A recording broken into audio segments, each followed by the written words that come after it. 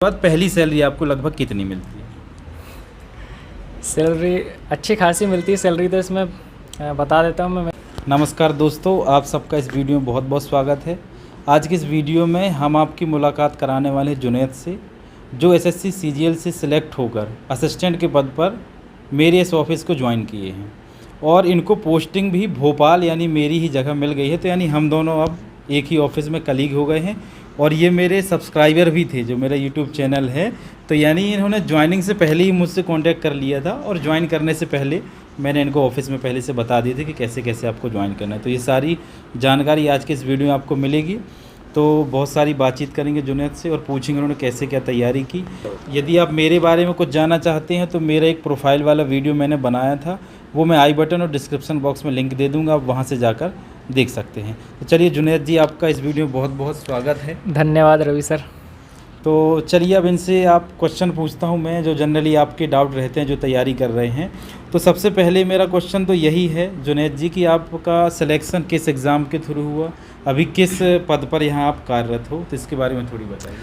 मेरा सिलेक्शन हुआ है एसएससी सीजीएल 2018 बैच से हुआ है और असिस्टेंट सुपरिटेंडेंट पद पे मेरा सिलेक्शन हुआ है और अभी वर्तमान में मैं भोपाल में पोस्टेड हूँ। अच्छा, ये बताइए कि आपने मतलब इस एग्ज़ाम में सिलेक्ट होने से पहले कितने साल तैयारी की इसके पहले? लगभग 3 साल तैयारी की। 3 साल थे, लेकिन जिसमें से 2 साल जो थी वो अच्छी मेहनत थी, बाकी जो 1-1.5 साल था वो ऐसी तैयारी थी। बाकी जो मेन जो तैयारी मैंने जो की थी वो लगभग 2 साल की तैयारी थी।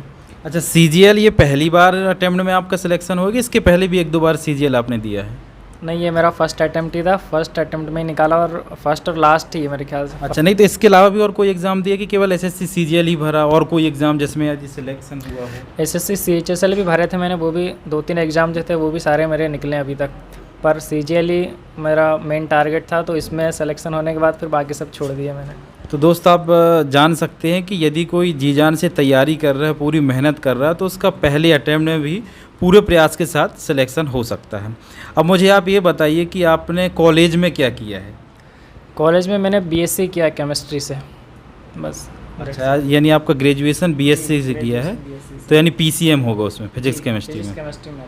अच्छा, चलिए एक क्वेश्चन और मेरा ये है जनरली कि आपने तैयारी घर से की कि उसके लिए कोचिंग वगैरह ज्वाइन की थी? कोचिंग तो मैंने ज्वाइन की थी, पर कोचिंग में सिर्फ मैं बैठ नहीं जाता था, क्यों बाकी जो पूरी पढ़ाई मैंने सेल्फ से खुद से की है। मतलब किसी का उसमें कोई रोल नहीं है, पूरी पढ़ाई मैंने खुद से की है। नहीं तो जैसा आपने कोचिंग की कहीं भी, तो कोचिंग के लिए बाहर गए कि दिल्ली वगैरह की घर में ही कहीं आसपास ही कोचिंग ज्वाइन कर ली? क्योंकि कई लोग ये सोचते हैं कि दिल्ली जाके कोचिंग करो एसएससी की तो अच्छा माहौल मिलेगा। नहीं, ऐसा कुछ नहीं है। मैंने जो है तहसील है टिमरनी, तो मैंने अब तहसील में ही जो हमारी कोचिंग है मैंने वहीं से की, अपने होम से ही।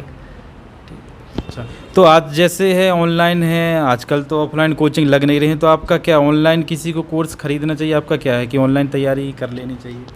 हाँ, ऑनलाइन ही सफिशिएंट है, क्योंकि बाहर जाने पढ़ने से कोई मतलब नहीं है। ऑनलाइन में मतलब बहुत अच्छे अच्छे कोर्सेज आ रहे हैं, तो अगर आपको पढ़ना है तो ऑनलाइन आप परचेस कर सकते हैं। मतलब जैसे हाँ, ऑनलाइन आजकल तो ये जिसकी यदि थोड़ी बहुत तैयारी 2-3 महीने हो गई, तो क्या आपका रिकमेंडेशन क्या है? टेस्ट सीरीज वगैरह ज्वाइन करनी चाहिए, लेनी चाहिए ऑनलाइन?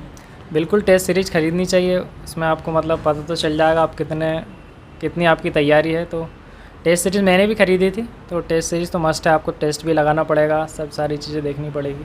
हाँ, तो जैसा कि मैंने और बहुत सारे वीडियो में आपको बताया ही है कि आप पहले तैयारी करो, 2-4-6 महीने आप तैयारी करो। जब आपके सारे टॉपिक कवर हो जाए, बेसिक क्लियर हो जाए, उसके बाद आप ऑनलाइन में टेस्ट सीरीज ज़रूर लीजिए, जिससे आपकी प्रैक्टिस पता चलेगी और आप किस लेवल पर है ये सारी बातें आपको पता चलेंगी। अब मुझे आप एक ये बताइए कि आप जब तैयारी करते थे तो आपकी मतलब दिनचर्या या रूटीन क्या था? लगभग कितने घंटे आप पढ़ाई किया करते थे, ये ज़रूर बताइए। लगभग 7-8 घंटे ही पढ़ता हूँ शायद, क्योंकि बाहर फालतू टाइम तो कुछ रहता नहीं था। खाना पीना सोना, इसके अलावा सारा टाइम जो था वो पढ़ाई में लगभग रहता था।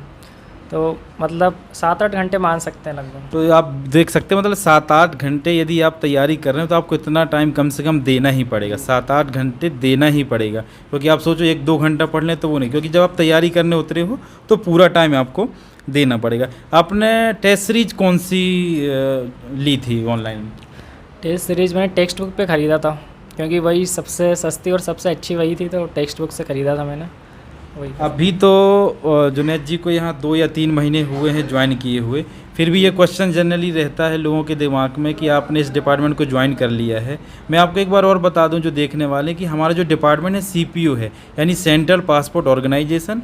जब आप इसको फिल करेंगे तो फिर आपको रीजनल पासपोर्ट ऑफिस मिलते हैं। जैसे ये हम लोग हैं रीजनल पासपोर्ट ऑफिस भोपाल में, मेरी भी पोस्टिंग है और जुनैद जी की है, तो आपको पासपोर्ट ऑफिस में ज्वाइनिंग मिलती है यदि आप सेंट्रल पासपोर्ट ऑर्गेनाइजेशन आपको डिपार्टमेंट मिलता है तो अभी मैं ये पूछना चाह रहा हूँ कि इस डिपार्टमेंट में आने के बाद 2-3 महीने भले ही हुआ, तो आपको ट्रांसफ़र और प्रमोशन के क्या चांस लग रहे हैं? जो भी आपको जानकारी मिली है, लोगों से पता चला, तो आपको क्या लगता है?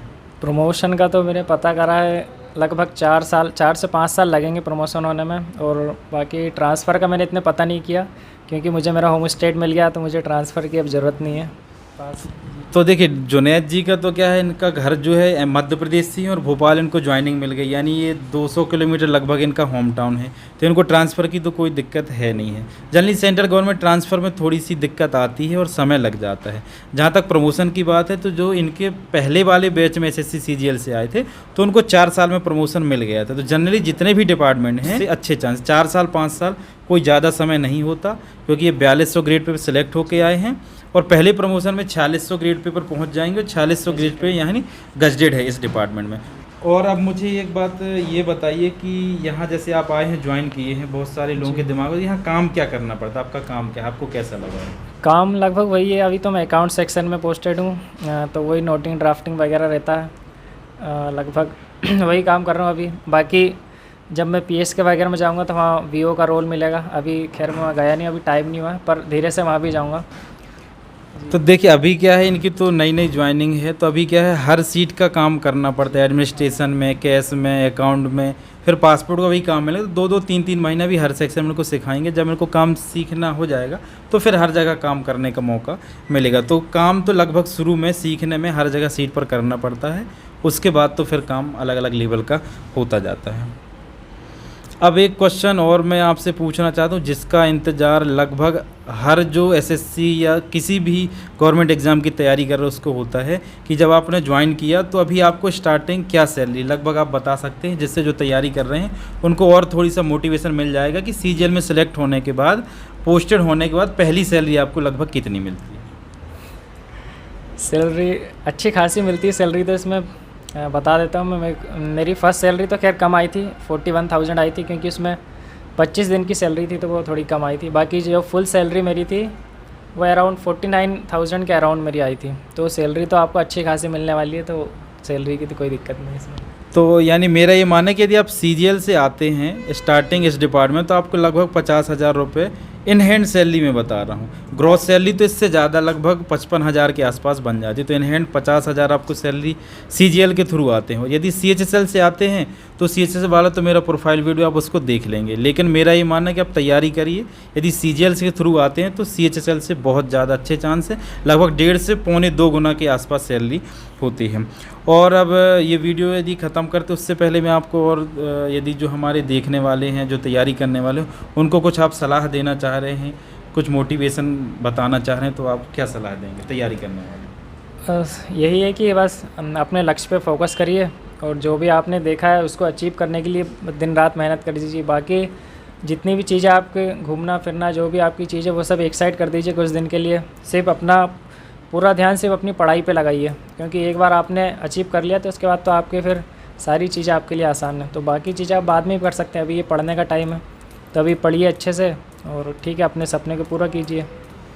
चलिए दोस्तों, इस वीडियो को ख़त्म करने से पहले बस एक क्वेश्चन और मैं जानना चाहूँ। मैंने आपको बहुत सारी वीडियो में बताया कि इस डिपार्टमेंट में बहुत सारे ऑफिस खुल गए हैं अभी, तो उसमें क्या डेपुटेशन पर भेजा जाता है साल में 2-3 महीने के लिए, 4 महीने के लिए, 6 महीने के लिए। अभी तो इनकी नई ज्वाइनिंग है तो अभी इनको नहीं भेजा जाएगा क्योंकि काम नहीं, लेकिन इनको जब भेजा जाएगा तो डेपुटेशन में लगभग अच्छा खासा अमाउंट मिल जाता है, पर डे के हिसाब से वहाँ मिलता है। तो मैंने अपने लिए तो बताया था कि जो CHSL से आएगा यदि उनको भेजा जाता है तो लगभग 1,000 के आसपास पर डे सेल एक्स्ट्रा मिलता है अलाउंस। और मैं बता रहा हूँ यदि ये जाएंगे डेपुटेशन में तो इनको पर डे कितना मिलेगा, आपको क्या आइडिया है अभी? मुझे आइडिया लगभग नहीं, लगभग 1,500 के लगभग शायद पता है मुझे, बाकी एग्जैक्ट मुझे अभी पता नहीं इसका क्या है, मैंने देखा भी नहीं। देखो अभी इनको तो भेजा नहीं गया तो वो आइडिया भी नहीं, लेकिन ये है कि कोई भी हो, यदि CGL वाला भी है तो CHSL वाला है, यदि दूसरे ऑफिस में डेपुटेशन पर 3 महीने 4 महीने के कहीं भी जाता है तो पर डे के हिसाब से उसमें मिलता है। तो CHSL वालों को लगभग 1000 रुपये पर डे मिलता है और जो CGL वाले हैं उनको लगभग 1700 रुपये पर डे के हिसाब से मिलता है। तभी तो इनको ज्वाइन किए हुए 2 से 3 महीने हुए हैं। जैसे इनको काम का एक्सपीरियंस हो जाएगा लगभग 1 साल बाद फिर इनको हो सकता है कहीं भेजा जाए, क्योंकि यहाँ मध्य प्रदेश में 10-12 ऑफिस हैं जहाँ डेपुटेशन पर भेजा जाता है। तो चलिए दोस्तों, आज के इस वीडियो में आपने मेरे हिसाब से बहुत सारी जानकारी ली होगी। जो लोग भी तैयारी कर रहे हैं वो अपने जी जान से लगे रहें, तैयारी करते रहें, ज़रूर आपका सिलेक्शन होगा। बस इस वीडियो को यहीं ख़त्म करते हैं और जुनैद जी को बहुत बहुत धन्यवाद करते हैं कि उन्होंने अपना बहुत बहुमूल्य समय हमें दिया और आप लोगों को इतनी जानकारी दी। जुनैद जी बहुत बहुत धन्यवाद। धन्यवाद रवि सर।